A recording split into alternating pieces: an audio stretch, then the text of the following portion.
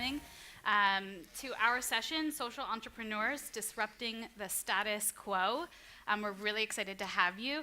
I'm Jana Oberdorf, and I am the Vice President of Strategic Communications at Echoing Green. And Echoing Green is an organization with the mission of unleashing next-generation talent to solve the world's biggest problems. And the way that we do that is by supporting early-stage social entrepreneurs working around the world. And to date, for almost 30 years now, we have about 700 social entrepreneurs working in more than 70 countries on everything from clean water in India to menstrual health in Rwanda to anything else that you can imagine when you think of the world's biggest problems. So we're really excited to be here, to be talking about this important issue and to talk about social entrepreneurship. I'd like to welcome everyone who's here in person, as well as to those of you joining us virtually via the live stream. As we go through the panel, feel free to think about questions you want to ask us at the end, and for those virtually, you can ask questions by using the hashtag AskWD. And for social entrepreneurs, you can always use the hashtag SOCENT, S-O-C-E-N-T, to engage in that conversation. And so our panel today is really excited to be here. They are all representatives of Echoing Green fellow organizations over many years, so we're really excited to have them here and talk about their work. And before we kick off, I'm going to hand it over to my co-moderator, Brittany, to do an introduction as well. Hello and welcome. I'm Brittany Betcher with the Skoll Foundation. So I'm our Senior Program Manager for our Skoll Awards for Social Entrepreneurship. The Skoll Foundation's mission is to invest, connect, and celebrate social entrepreneurs and other innovators who are solving the world's most pressing problems. And how we do that, particularly through the Skoll Awards, is where Echoing Green is focused on startup organizations. Skoll Foundation is focused on mezzanine-level organizations. So folks that have social entrepreneurs that have a proven track record of impact and are really looking to scale their innovations to reach more of the populations that they're trying to reach, and also really come at it with a systems disrupting solution. And so to date, since 2005, since we've been doing the Skoll Awards, we've given the award to 96 organizations who are doing work in over 100 countries around the world, and really creating a global community of social entrepreneurs and innovators. And so as Jana mentioned, on our panel we have 3 social entrepreneurs and representatives from their organizations who are representing organizations at different stages of scale. So everyone from startup to mezzanine to really implementing at scale. Yeah. Great. And so we have Sarah Tierney from Acacias for All, Zubida Bai from EYES, and Tony Calm from One Acre Fund. And instead of me reading off their bios, they're all going to introduce themselves to you and tell you a little bit about their work and some of the challenges that they address, and some of the things maybe that they've experienced while they've been scaling. And so we'll give them all between 5 and 10 minutes to introduce themselves through a presentation that each of them is going to do, and then we'll come back to have a discussion with the panel and a little bit of Q&A, and then we'll hopefully leave plenty of time for the audience to engage with the panelists as well. So Sarah, do you want to kick us off? Yeah. Good morning. How does it work? Oh, there you go. Good morning, everybody. So I'm Sarah Toumi. I'm a social entrepreneur from Tunisia, North Africa, and I started in 2012 Acacias for All, which is a grassroots movement aiming at gathering farmers, and especially women farmers, with youth and scientists and banks, so we can fight desertification and climate change in North Africa. Tunisia used to be a very green country. For the last 2,000 years, we have been producing foods, olive oil, wheat, Even at the Roman time, Roman used to call Tunisia the grocery of Roma, and unfortunately, things changed during the last 20 years because of climate change. We passed from green, fertile lands to that.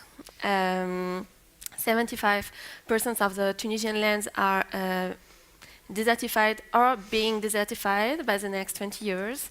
It means a lot. It doesn't mean just we are going to have desert all over the country, but also that it will impact directly 3 million farmers, especially women farmers, who are struggling now to produce even their own food. It's not only a question of environment, it's a social and economical issue because 20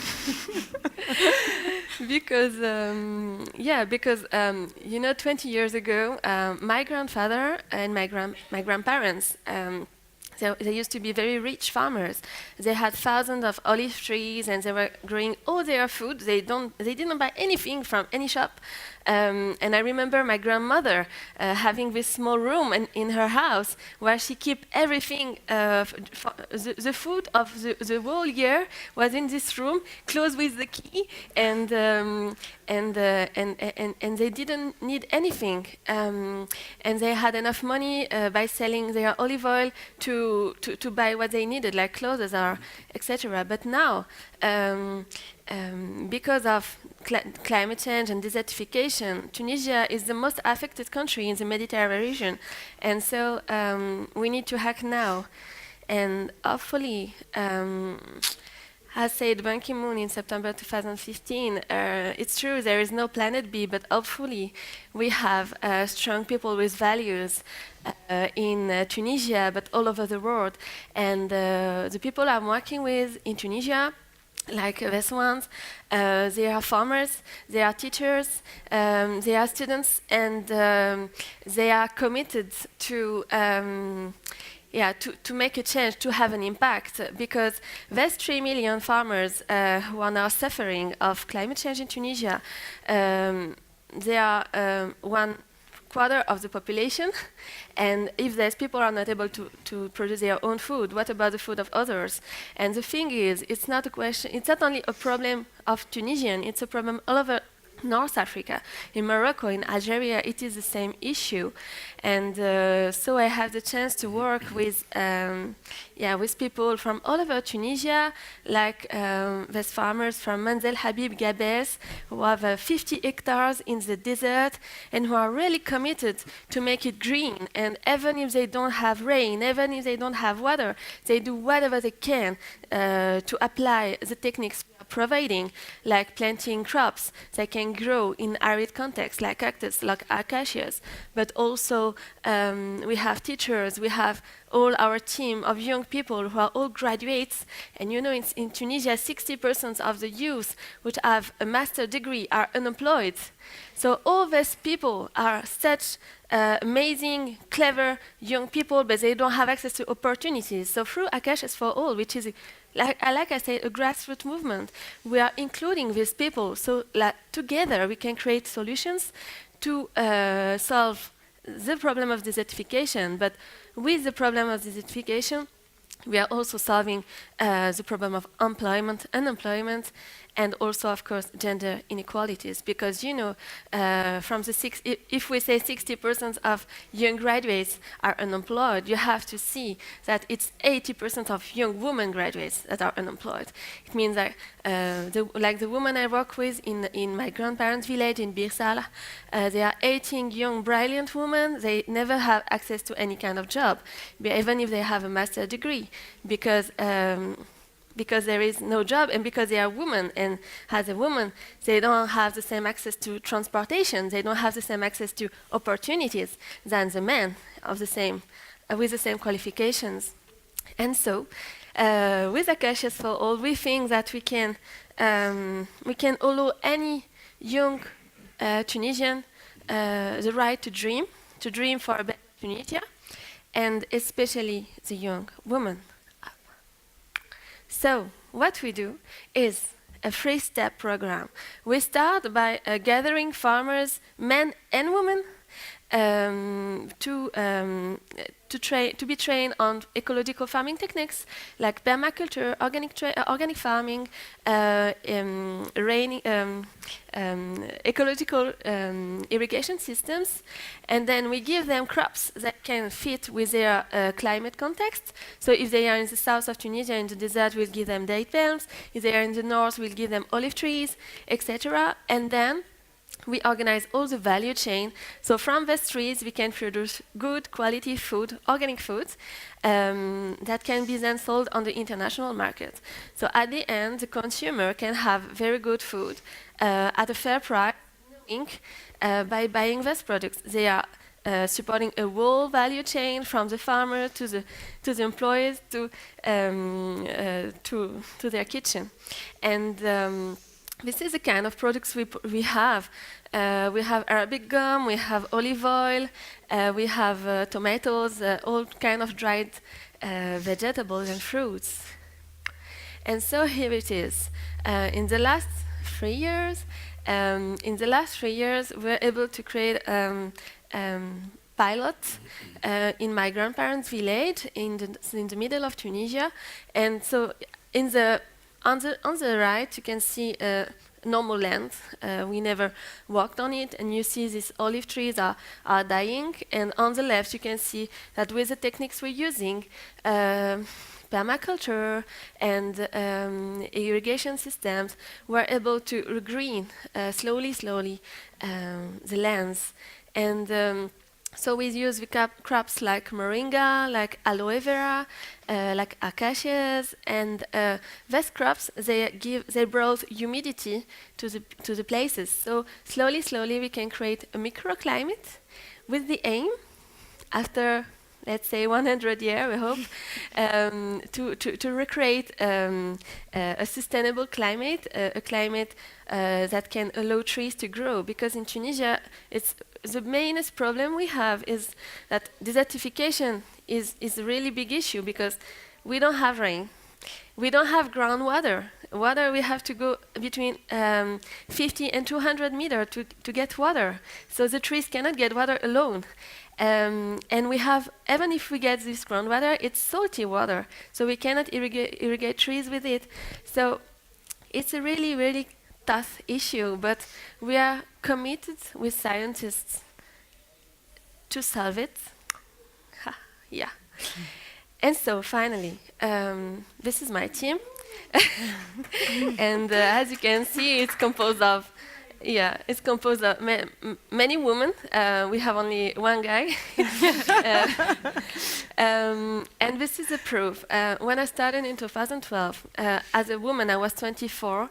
And my father, he always told me that whatever I want to do, I will be able to do it. Because even if I am a woman, I can be better than 10 men with my work and with my passion and my dedication. So this woman has approval so that we can all do it. Thank you.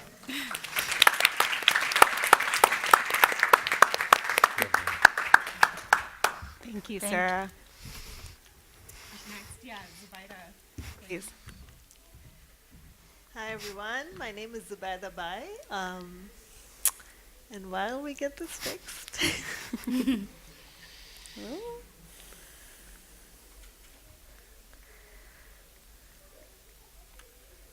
are we going to get help with that? It's coming.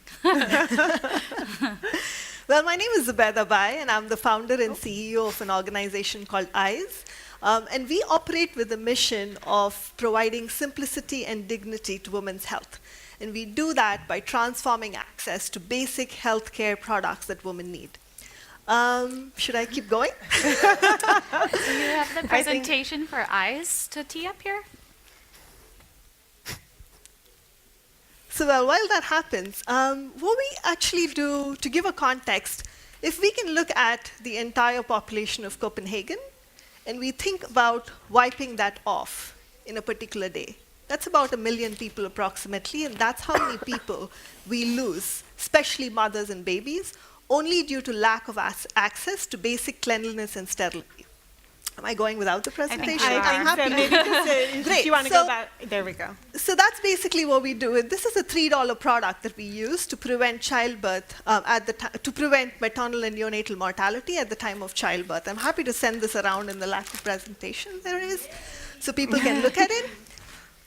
So that being said, I think we started the company in 2012 with a lot of resistance from people saying maternal mortality is a problem that needs to be addressed with charity. Neonatal mortality is a problem that needs to be addressed with charity. And we said, no, the poor people are not poor in mind. They can afford to buy the products that they like, and they have aspirations, right? Every product needs to look good. And that was our first focus, was to get the product down to as low a cost as possible and make it look aspirational and good for these women to aspire to buy it. So we introduced this $3 kit in 2012 amidst a lot of controversy around, are we going to exist as a business? And here we are, perfect. And here we are, 2015. Let's skip all this.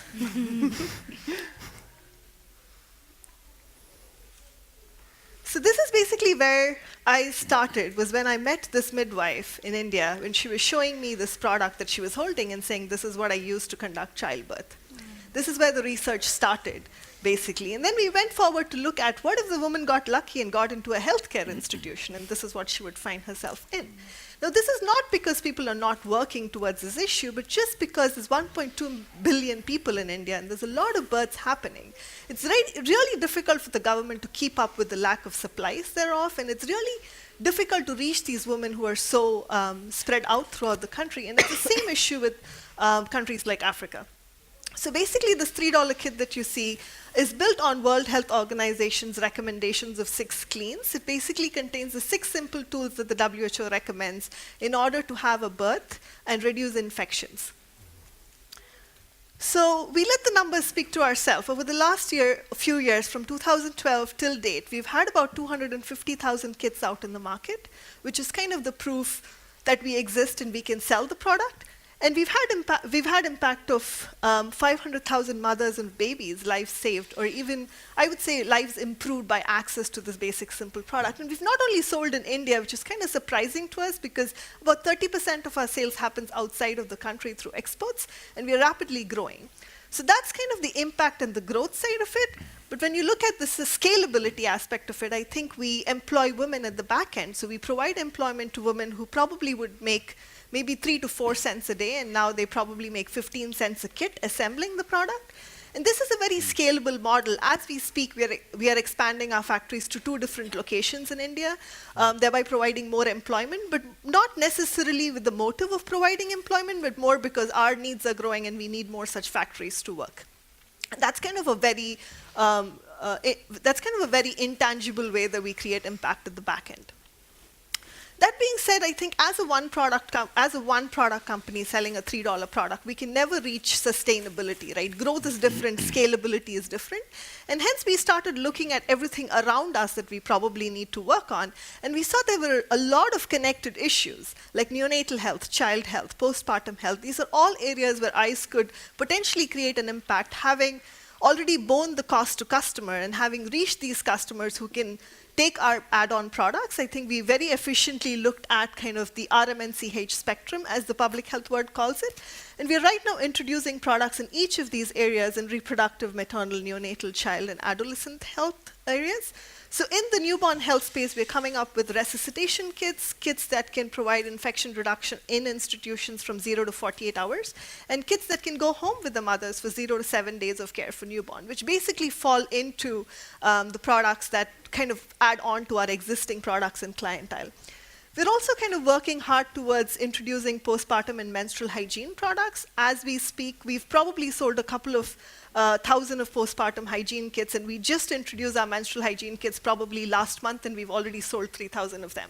So there seems to be a huge need around products that come in kit-style interventions that actually have a back end of women employed, but also come with the education and the passion that our team brings behind it.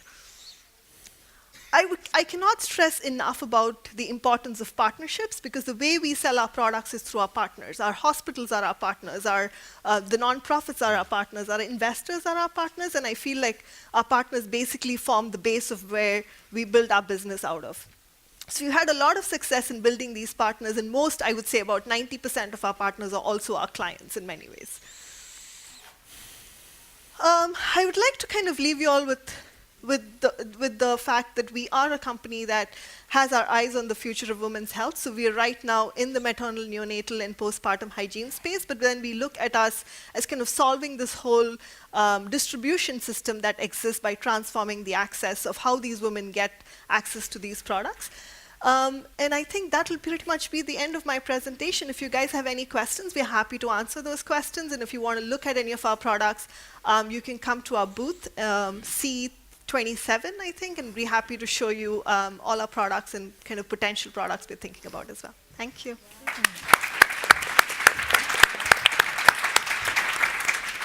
All right.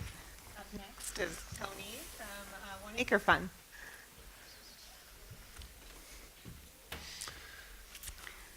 I know you have it. We saw it earlier. You've already gotten the preview. So first of all, many thanks to Echoing Green, who were among the first to take a leap of faith with us, without whom we would not be here, and to the Skoll Foundation, who helped us go beyond our earliest beginnings to the scale that we've reached now. And I dare say that we will not accomplish the mission and work that we aspire to without at least some of you wanting to take on this challenge for yourselves. So I'm known as president, or as I like to refer to myself, the least important person in the organization, since what's most important is the 4,300 staff that we have who all live in farming communities that we serve. So a remarkable 3/4 of Africa's poorest people depend on 1 acre farms, and this is the population that we exist to serve.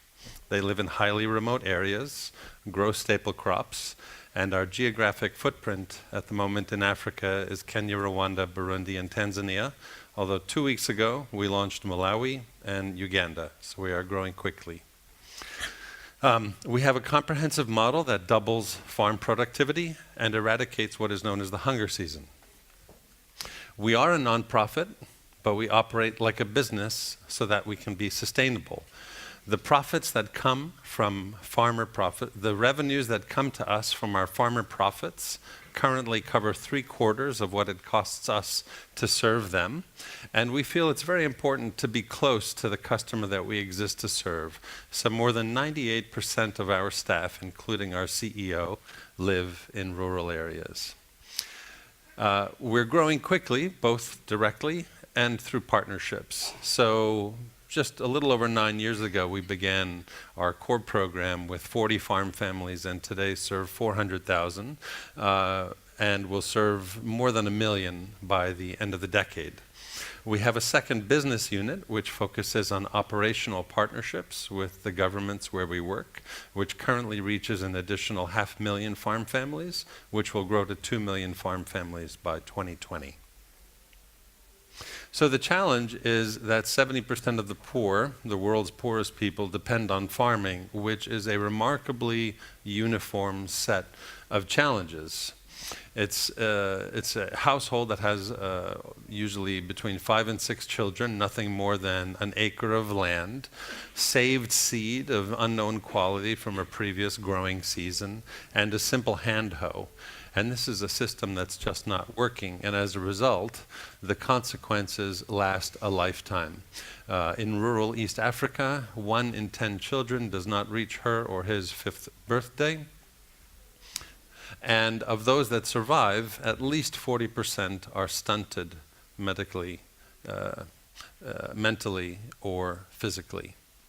So what we have done up until now is already built Africa's largest network of smallholder farmers with a very deep level of engagement. It's not a one-off interaction. Oops. Was that me, or can I blame somebody else for that? Okay. Sorry, I could just skip that, but I should probably point towards you. Sorry about that. I'm stealing my own show. Okay, so we basically offer 2 innovations to the field. And our first innovation is what we refer to as our comprehensive service bundle. We provide farm inputs on credit with flexible repayment schedules backed by crop insurance. We deliver those inputs on time to within walking distance of every customer that we serve. We provide training in the proper use of those inputs because for many farmers it's the first time they are using these life-improving technologies. And when farmers, often for the first time in their lives, grow a surplus, we help with market facilitation and storage so that farmers can maximize profits from produce grown. If you look at any individual element of that bundle, you'd say, what's so interesting and innovative about that? Nothing. What is innovative is the fact that we have bundled everything together, which is where real impact happens. So this is our first innovation. I'm going to be very delicate on the forward button this time. It worked. And our second innovation is really distributing these products and services to the last mile, because this is a previously hugely ignored population of poor people. So as an example, to take a look at a map of Rwanda, these push pins represent what we call a market point. And at every market point, we have a full-time staff member who is responsible for the provision of our entire service bundle. And we have in Rwanda, for example, more than 1,000 of these market points, and we're growing very quickly. So we deliver tens of thousands of tons of farm inputs to farmers' doorsteps, follow them up with in-field trainings every 2 weeks, and consider our customer our boss. Our success is tied to the success of the customers that we serve. As I mentioned, we make loans, and they repay them 90%, 98%, between 98 and 99% on time, which we consider a pretty strong indicator of customer satisfaction with our program. So, as an organization, we measure our performance in 3 ways: scale, impact, and sustainability.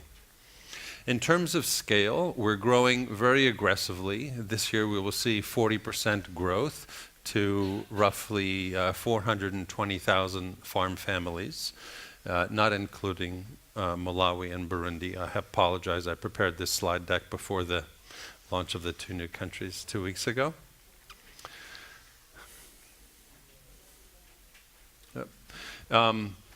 And on the second metric, we are generating consistently high impact for every customer that we serve. Farmers increase their profits by 50%, measured against a control group, and in turn, invest that extra income very productively for the benefit of the family, whether it's sending children back to school, starting new business, buying health interventions, etc. So with the woman in control of the extra income, the assets are spent very productively. And finally, sustainability, because part of the way our model was formed was to break a dependency and to run sustainably. So at the moment, farmers are repaying 80% of our field costs, although our highest performing district is operating at 94% sustainability. And you can imagine that when you reach 100%, you no longer need a single dollar of donor aid, and we can stay forever. That's our commitment strategy rather than our exit strategy. So it's 99% farmers paying their loans in full on time.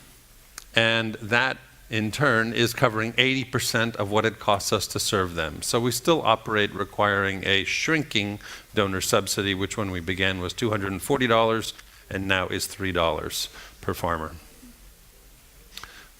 Which leads in turn to high impact per donor dollar, which is at 5 to 1 at the moment.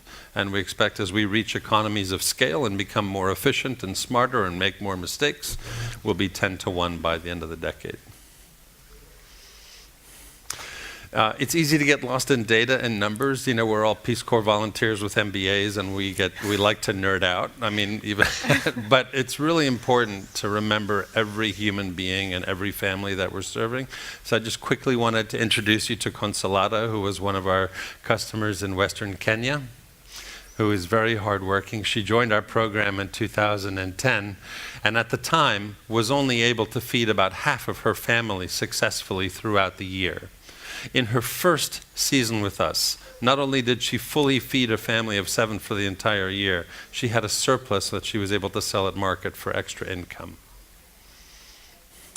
And as a result, and as an expression of gratitude, she named her daughter after us, which I'll just mention the founder for a moment, because one of the things that successful farmers in the program do is buy livestock. And so the founder of the program, Andrew Yoon, was finding an inordinate number of cows named after him, and he asked them to stop. But anyway. But she's very grateful. And you can also see in this next picture that she's proud.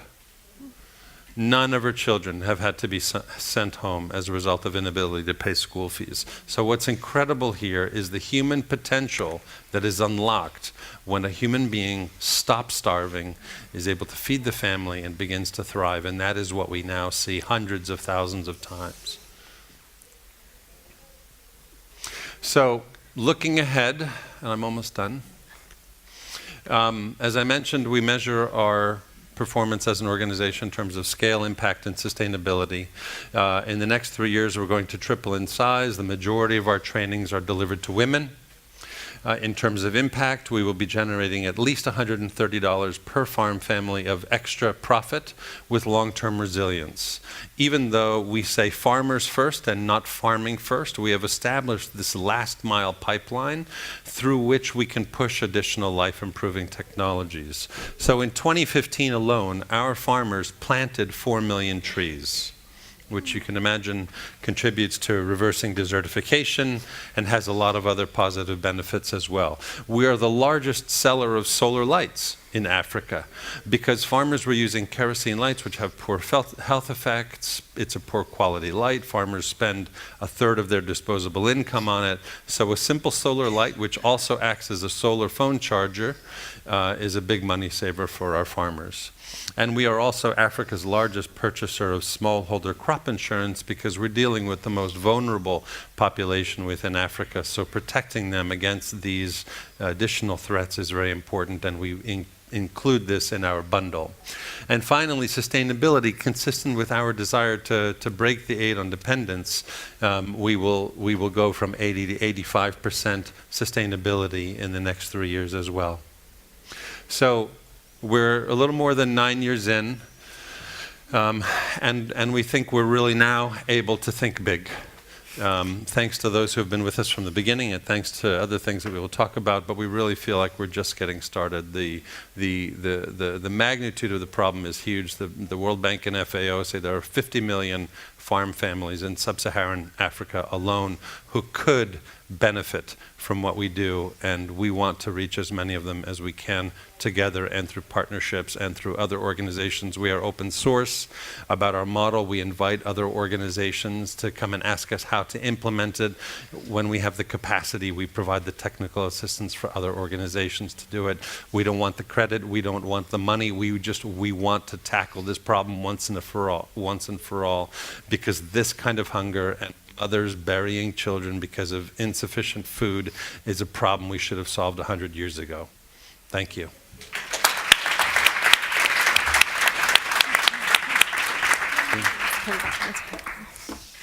Thank you so much. It's always, I think, so wonderful to dig in and hear the stories and really the work that's happening on the ground.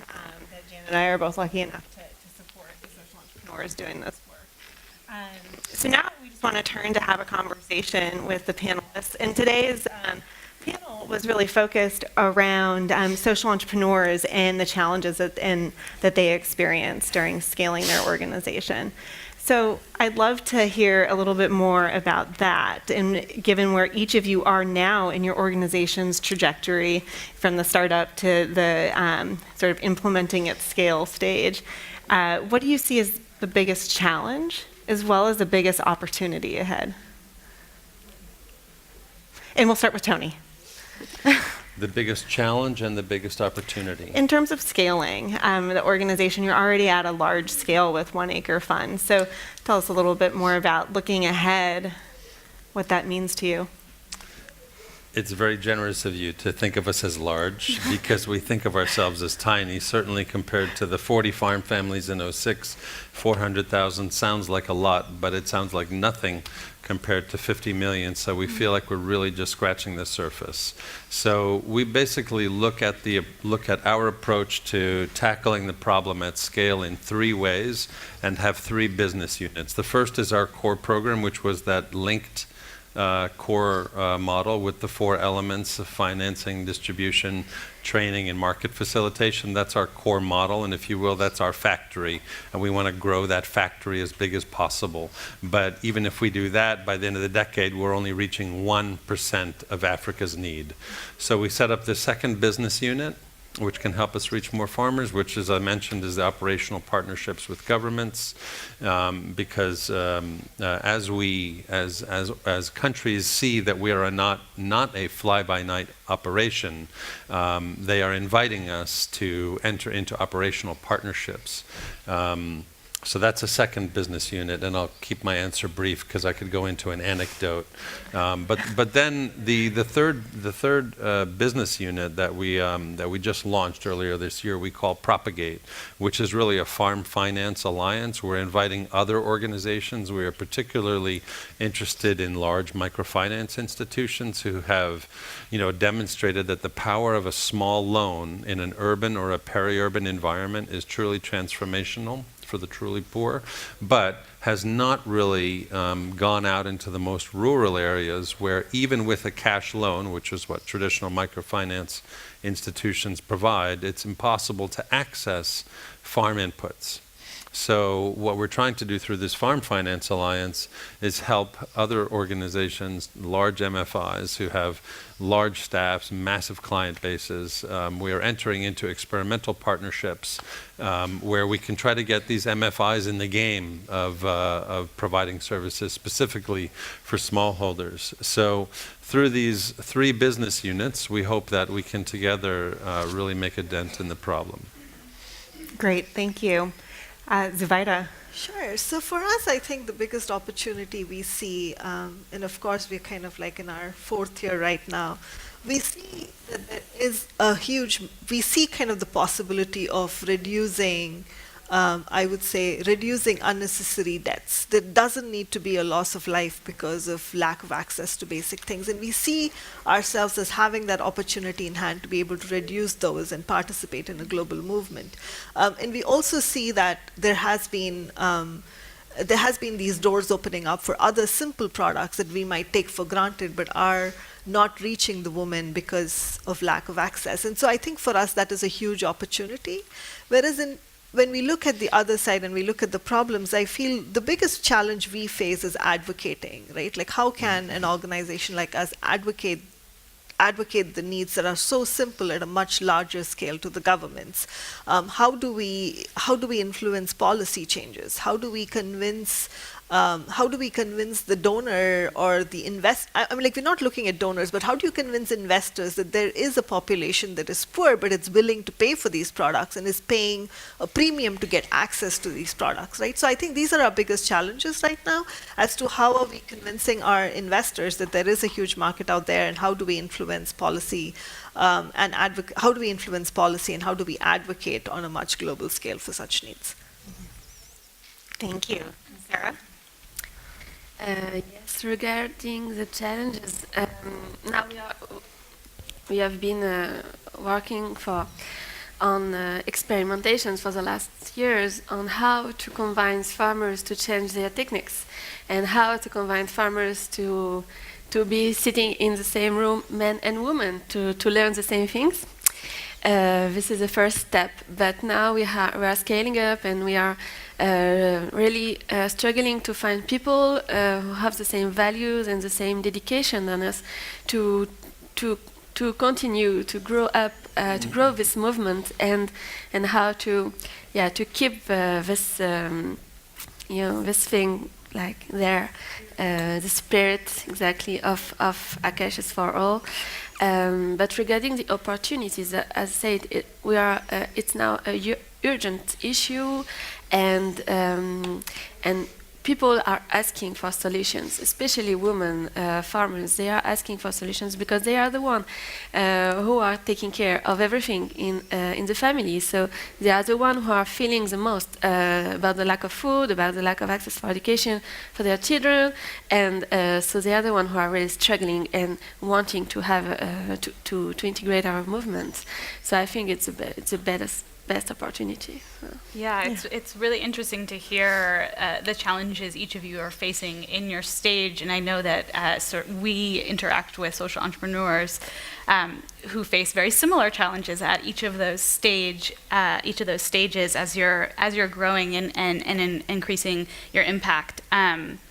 Sarah, you mentioned a little bit about working to get male and female farmers together. And so working in your region in the Middle East and North Africa, we know that that comes with a particular challenge related to engaging both genders. How do you overcome these societal pressures and stereotypes that are currently facing women in Tunisia through your work?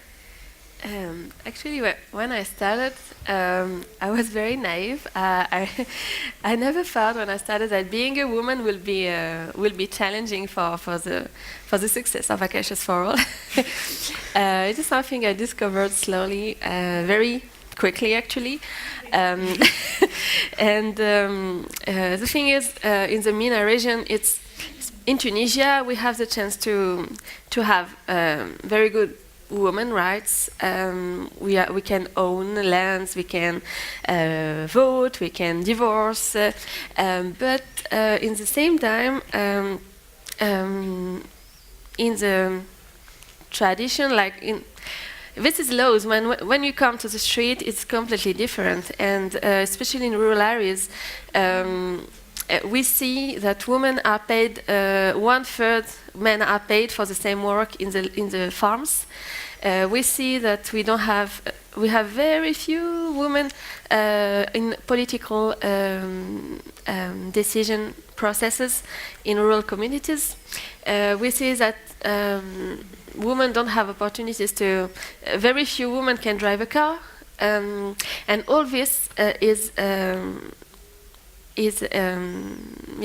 all this is really challenging, and this is also pushing us forward to include much more women than men in the process, because I was a woman, as a woman social entrepreneur, as a young woman social entrepreneur, I've been facing a lot of critics, like. You're too young to have good ideas, but we can teach you. Or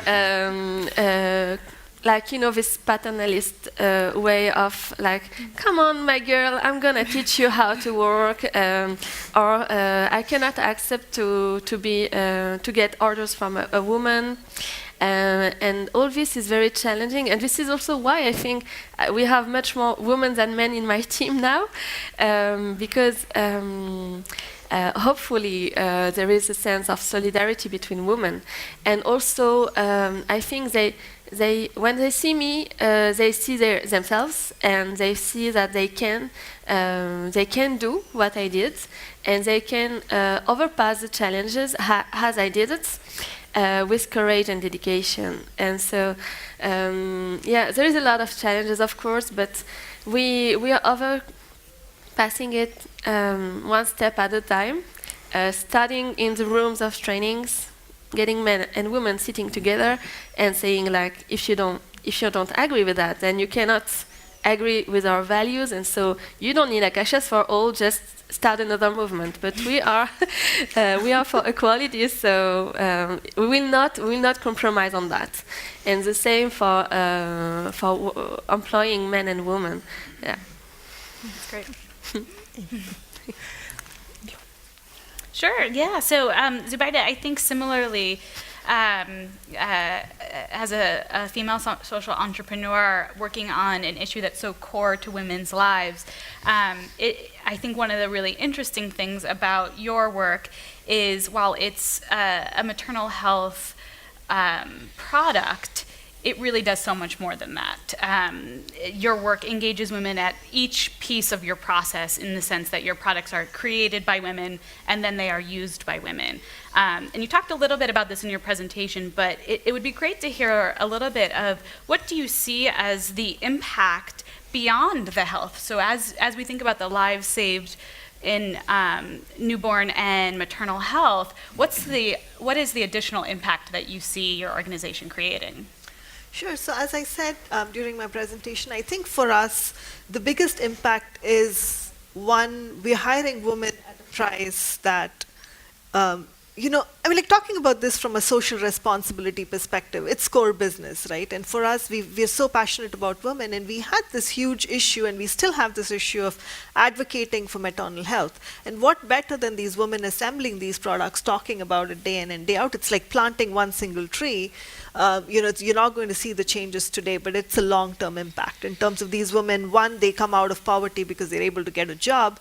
That's no-brainer, and they are able to get better paid than what they do. And second, they become advocates for maternal health within their community, and that was one of the reasons why we kind of chose the model.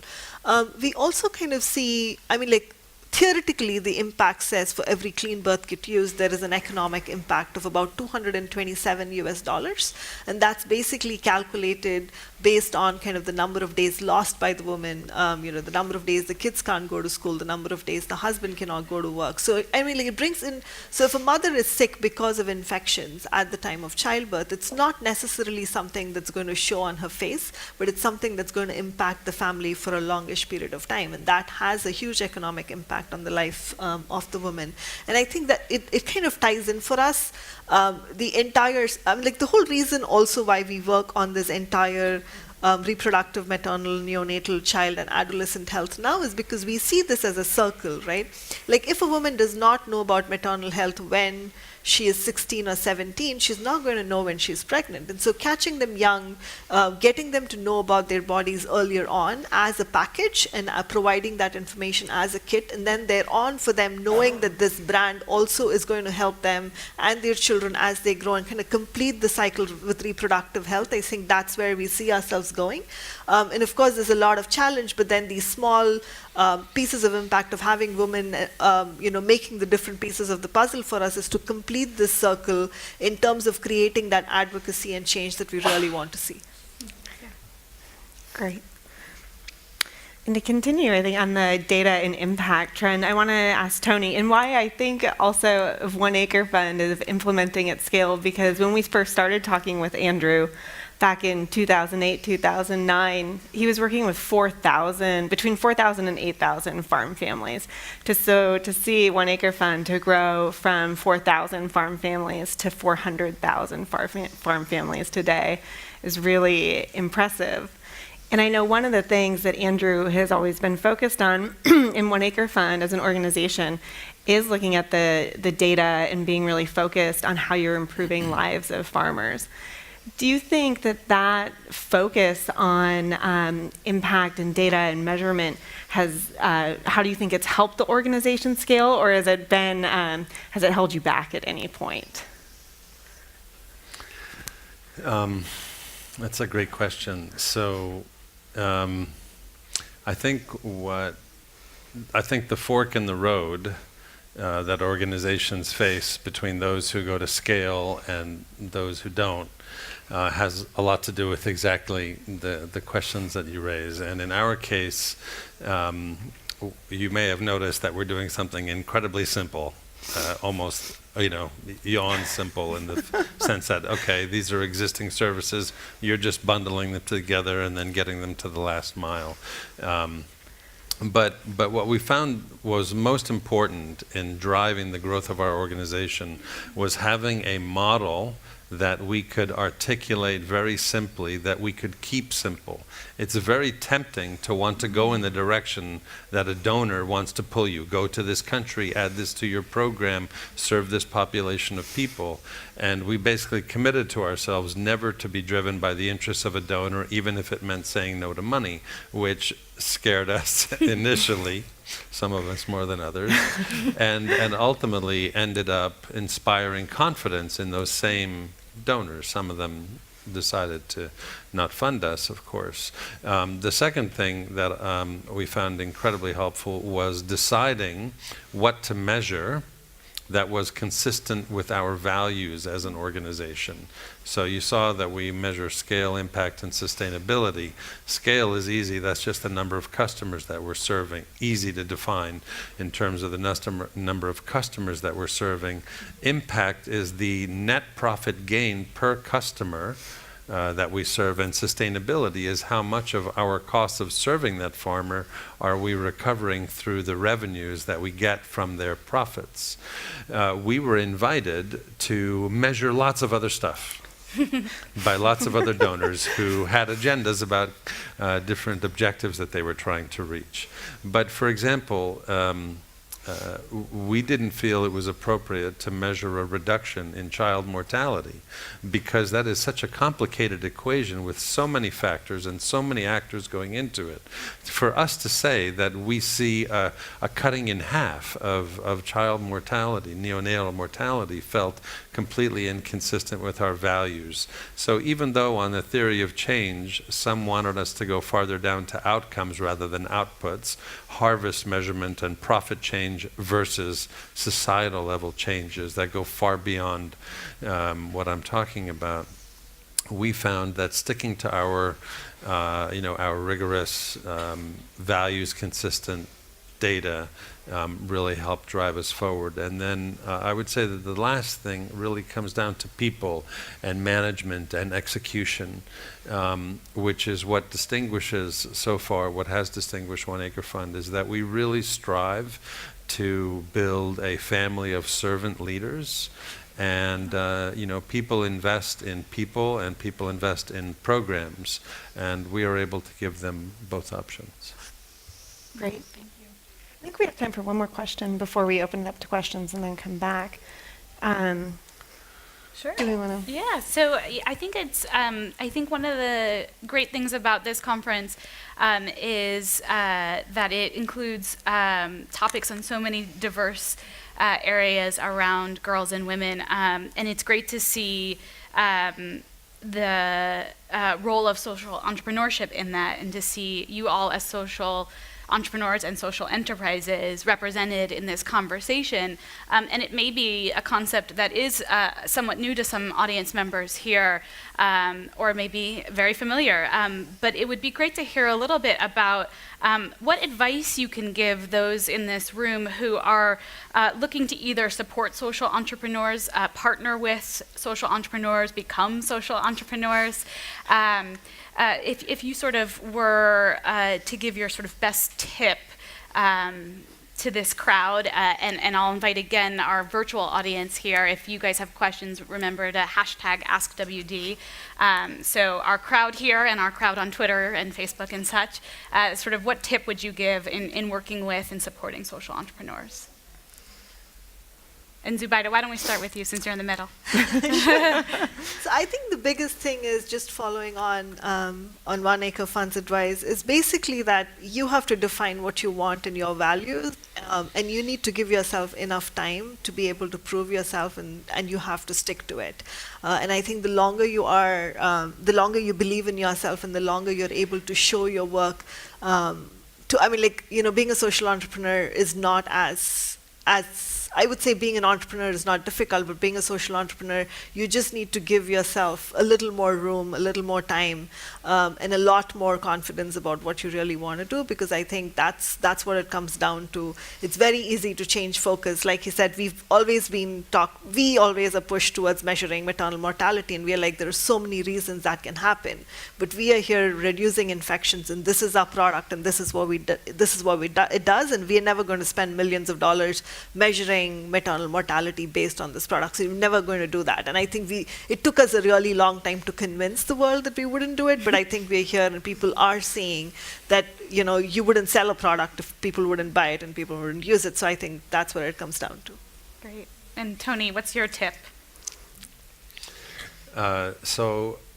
I think the movement of social enterprise is particularly world-changing, both in the sense that it can be a real accelerator of our global attempt to meet the Sustainable Development Goals.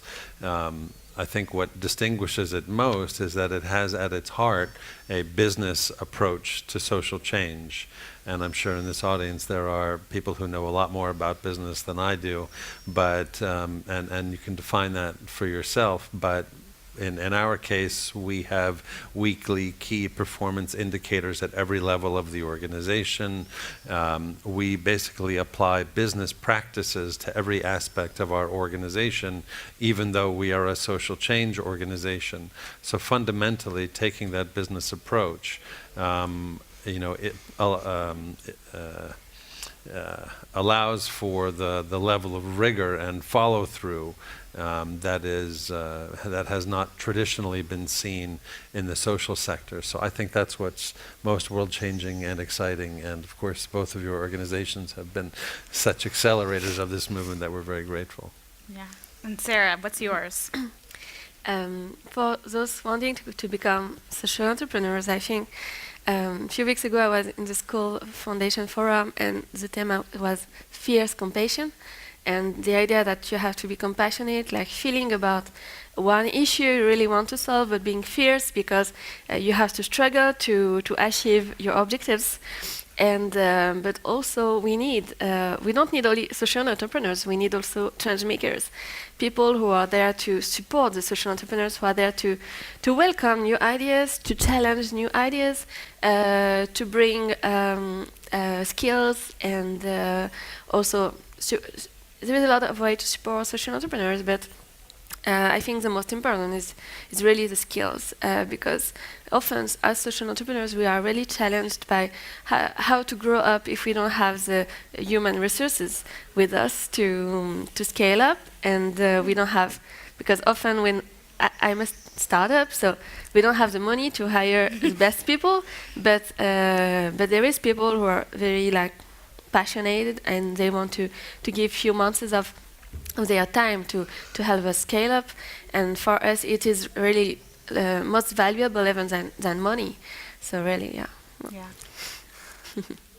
Great. Do we want to open it? Yeah, up sure. for Yeah. So questions? we'll open it to the floor for questions, and we'll try to take 2 or 3 questions at a time, and then let the panel respond. So I see someone right here in the front, and I don't know the answer to that. Do we need a microphone? Oh, I see them on the sides of the So room it here. looks like- so if you can line up, Yeah, people can line up on either side here to ask questions. that would be great. Thank you. And then we'll probably grab a few questions from the live stream. Yeah, from the too, live if stream there at are. #AskWD. Hello? I'm a little bit short. Okay. Hello, my name is Ana Pandelic from Fundación Capital. We're also School awardees from a few years ago. My question really, in your conversations and the issue of scale, I think is really interesting with social entrepreneurship. There seems to be this tension of whether governments are friend or foe. And I'm really curious, from your experience with One Acre Fund, working with the governments, how have you been making government your friend? Because, we really believe that governments are the way to reaching scale. Integrating this business model is, of course, very important, but to reach, full true scale, I think that's really interesting. So perhaps you could share some experiences of what that was like of making government your friend. Thank you. Sure. Am I still on? I'd love to have a longer conversation with you about what the best long-term sustainable solution is, but that wasn't your question. That was a statement in the midst of your question. So yes, I do believe that, especially as we try to reach more of our target population, these partnerships with the countries where we work become increasingly important and consequential, and are hard to get right because African governments run the gamut. I could give you an example. We've been in Rwanda since 2007. And again, having been there for that long, they realized that we have a commitment strategy to the country, which is often consistent with the president's plans for his own people. Rwanda runs a virtual volunteer network of what they call farmer promoters. who are given a small stipend, but whose job, they are basically extension workers. And for non-ag nerds, extension is fancy word for training. And their job is basically to go into every corner, every village of Rwanda and teach best planting practices. After getting to know One Acre Fund, they invited us, and there are 15,000 of them. They invited One Acre Fund to actually, and they realized their curriculum was suboptimally impactful for the farmers they were trying to train. They invited us in to overhaul their curriculum. We then trained that volunteer network, and the country, the Ministry of Agriculture, ended up adopting our curriculum as their national extension curriculum. So that's an example of a good operational partnership, and maybe I'll stop there. Yeah. Thank you. Yeah. Can we grab a couple more questions? Yeah. And you guys should feel free to just queue up behind the microphones, and then we can take a few at a time. Hi, my name is Verena Wessel. I'm working for an NGO called Momentum Trust. We're also based in Kenya, so my question is also doing microloans. So my question goes to Tony Kam from One Acre Fund. You talked about financial sustainability, but I would also like to know more about your approach to sustainability with regards to the earth, to the planet, because we know that those small-scale farmers only have this 1 acre, so they have to use this, or even less, once they have a quarter or half a quarter. Yeah. So they really have to use that land each season. Yeah. So how do you go about land utilization versus land degradation? Do you use composting, or I mean, the chemical fertilizers are, at one point, farmers will not be able to have that fertilized land anymore. So how do you go about that? I would like to know. Okay, and consistent with what your request, maybe we'll take a couple of questions, and yes, then, that and would then be I'm great. happy to answer. Great. Thank you. Yeah, we're going to take a few more questions, and then we'll have them answer. Thank you.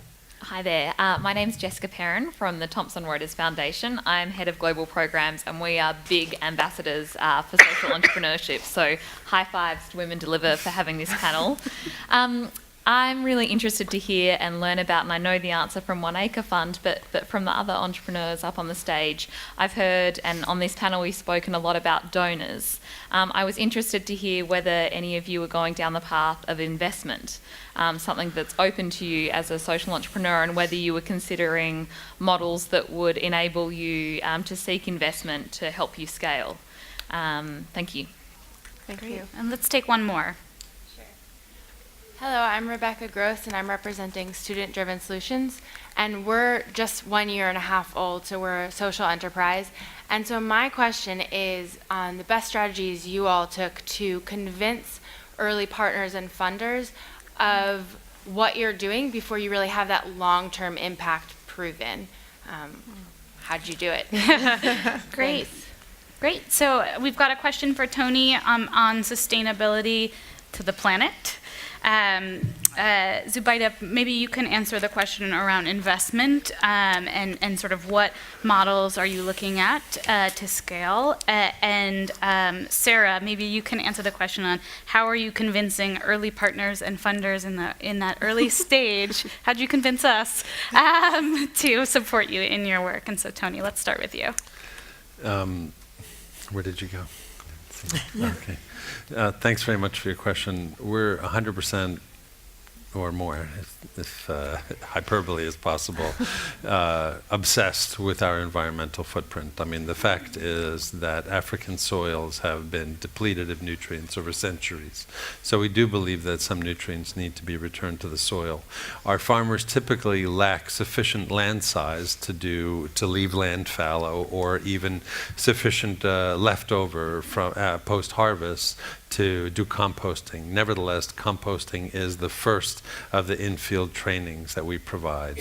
Another example is that when it comes to fertilizer, for example, because we do distribute fertilizer as one of the farm inputs to help farmers improve productivity, we promote a planting practice which actually invites farmers to use a fraction of what an American, a European, an Australian farmer would use, which is a tiny amount basically the amount that would fit in the bottle cap of a Coca-Cola, directly to the seed hole, where the majority of it, or all, is taken up by the stalk, rather than an old technique of distributing it on the topsoil, where it then would go off into the water supply.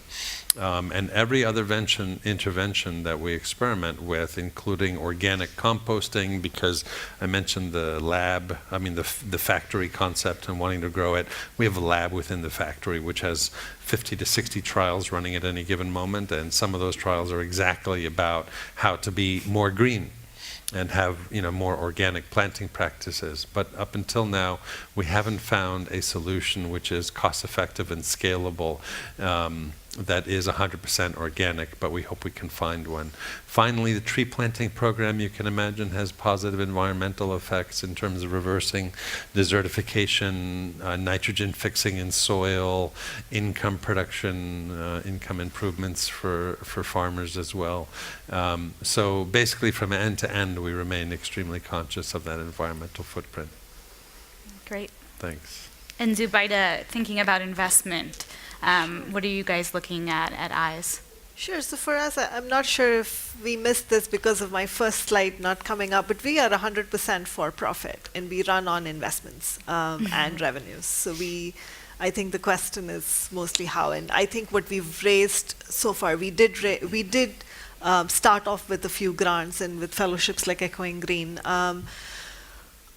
Which actually was interesting, because with Echoing Green, we got a recoverable grant, which is a success-based loan. So that was kind of an interesting model that came up with Echoing Green. And then we do have convertible notes. So we are moving into a phase where I think, given the expansion in our product portfolio and increase in sales, we are looking at equity investment as our next round. But we've done kind of convertible notes and kind of interesting success-based loans, which actually was only Echoing Green, I would say, and a few small grants.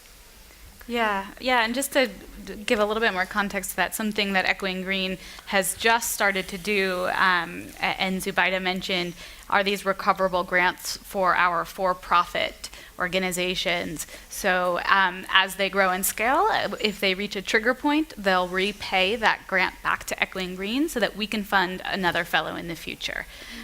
If they never reach that trigger point, then they don't pay it back, so it's still a grant. But that is a part of our effort to think about our investment and how we can continue to sort of pay it forward with our fellows who are running for-profit models. And Sarah, so how are you convincing early partners and funders to give you a shot? You have to be conscious that everybody knows you're at the beginning, and you're not the first to be at your beginning and trying to convince. I had the same purpose when I started, like how I'm going to convince people that what I'm going to achieve what I want to achieve. But the thing is, if you present your vision, you have to say to people, this is where I'm going, this is where I want to be in 20 years. In 20 years, I want to achieve that and that and that. But to attain this in 20 years, I need you now to do your objectives. So really, I think the best thing is to not being ashamed of being a startup. Always document everything you have done for the last year and a half. Pictures, people, maybe recommendations of people who have been impacted by what you do, and really always being transparent, not trying to give big numbers because nobody will trust it. So really being transparent and confident on the fact that in 10 years, or 20 years, you will still be there. So if these people are not supporting you, then other people will do. And that's all. That's great. Can I add one point to that, which I think supports yours as well, is that the donor community is also becoming much more business-minded in the way that they distribute philanthropy or make grants.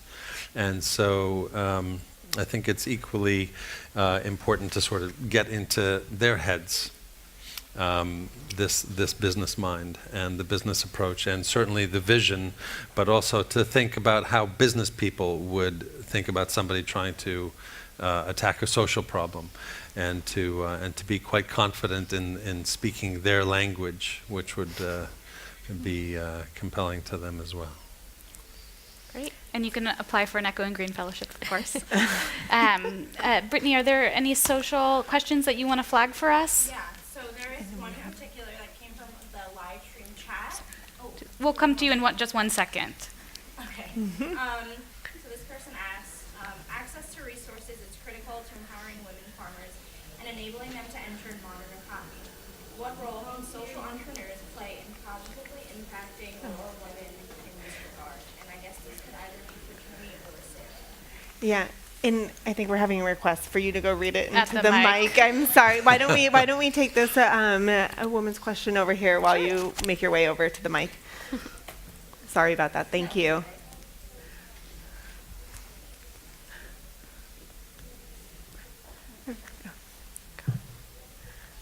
My name is Irene Wairi Mogatia I'm based in Kenya.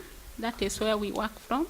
And we have been working with women in the rural areas, very inside rural areas in different counties in Kenya. And so we kind of started, we have an NGO which we work with, but out of a lot of members we got in the rural areas empowering them, we kind of had to form a cooperative because of good structures and monitoring of how they are working. Because the kind of cash crop we are going, the kind of crops we are empowering the farmers with, we are specifically dealing with the cash crops, whereby we have partnered with the local manufacturers, because we found out that a lot of manufacturers, they import. They think they specifically import from outside the world. And those plants can be grown in Kenya. And yet, as we kind of exploring in the area of agriculture, we found out that we had a big market for the export, especially for the avocado and mangoes.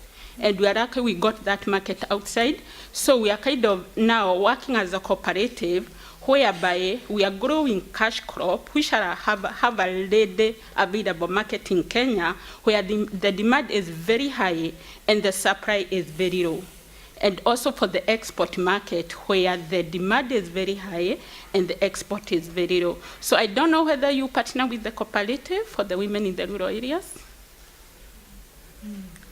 Okay, do you want to We'll take more that questions? one, and then we'll take Brittany's question behind you, and then we can address that.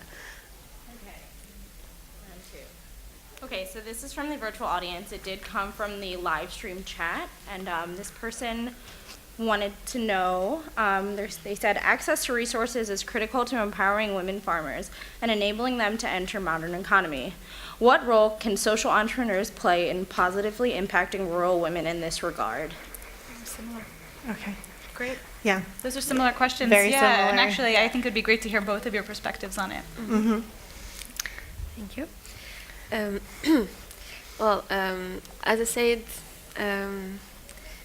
for Tunisia, the women have access to land, so it's not really an issue for us. However, they don't have access to money or to investment or to loans or even to training. So this gap we're trying to reduce by organizing the trainings in the villages, so the women can come without and we schedule all our training so they can spare the time of training with their time at home, and also regarding access to financement.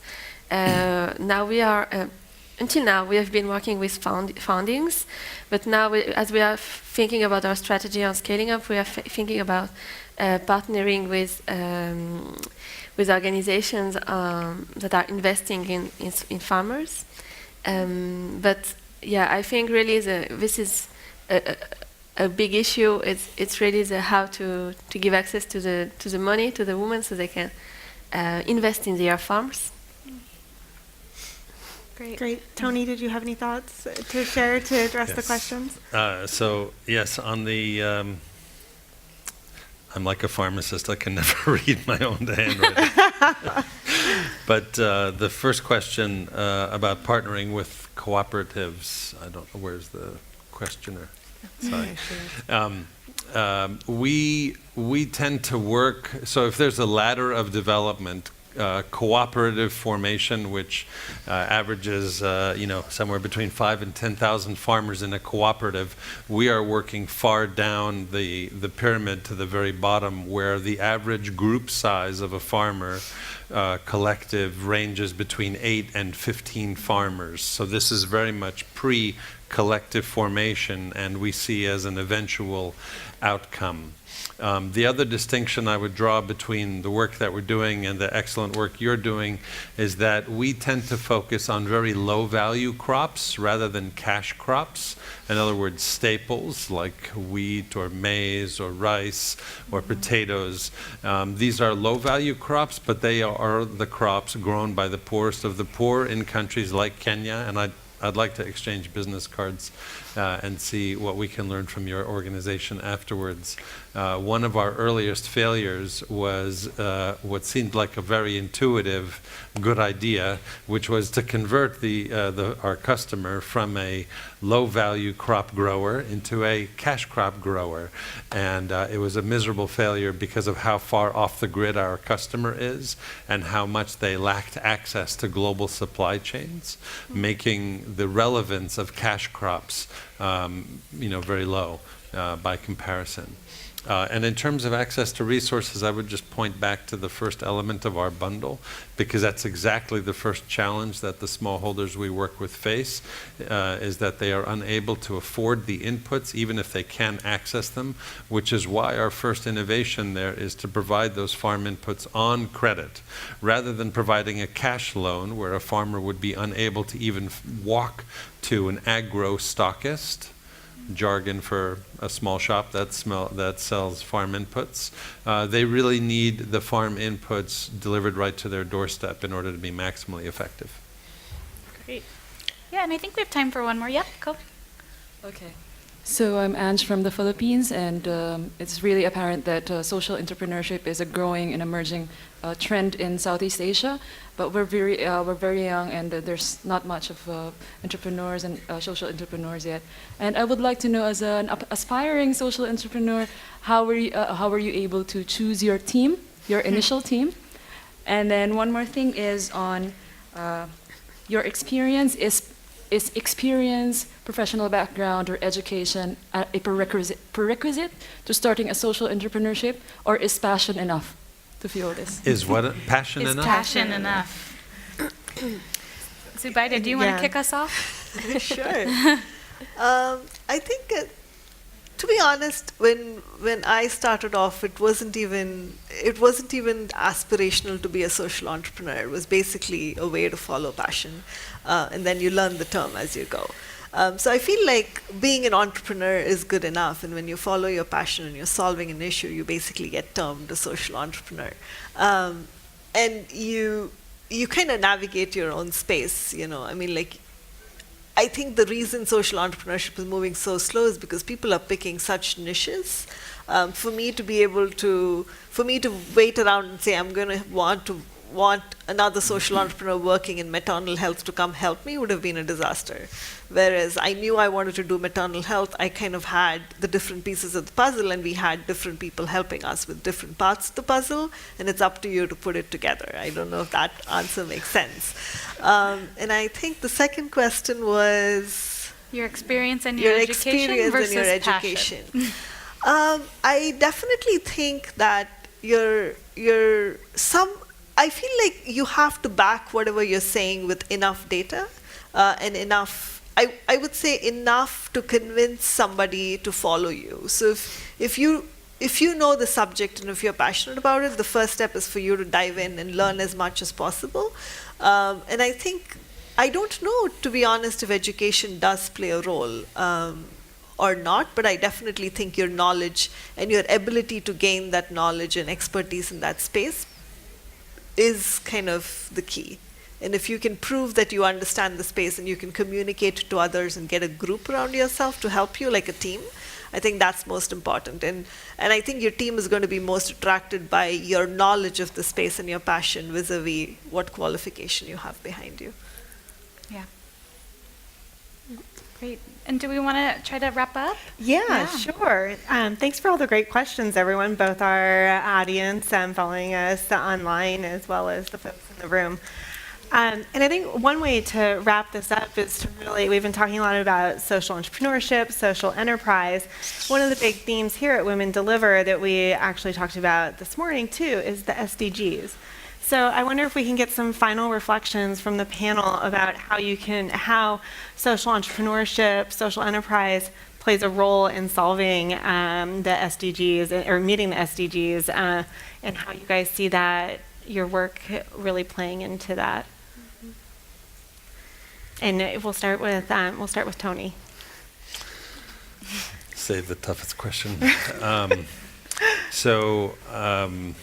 I think, though, we will hear a lot of speeches this week where we hear the following quote, "We can't do it alone." And I think we would say that we're no exception. I mean, I think to the point of an earlier question, it does take social entrepreneurs. It also takes the governments where those entrepreneurs are working. And what hasn't been discussed too much yet is the role of the private sector, who, in my view, also have a fairly significant role to play in sustaining these solutions, where some governments have not demonstrated their ability to sustain solutions that work. Now, that's obviously an imperfect process with a different motive, but part of what we see as our role is building a business case for the private sector to take their products and services to the last mile. We understand why they haven't up until now, but we're building an incremental and sustainable demand for them to invest and reach that population who would now have purchase power, so create that incremental and sustainable demand. But it also takes governments and the private sector. And I think the work that we're trying to do, which of course is to take a farmer from starvation to profitability, also has a number of follow-on effects in terms of the investments that those farmers make with that extra profit in terms of the well-being of the family. So I think our work, if one maps it, actually can tie to a number of the SDGs. Great, thank you. And how about Sarah? I think for us we are working on climate change, but we are working on about 12 SDGs if you look at it. The thing is, we are in the 21st century and we have the chance to have a lot of people who now feel concerned about equality, about justice, and so who are dedicated to achieve these SDGs. And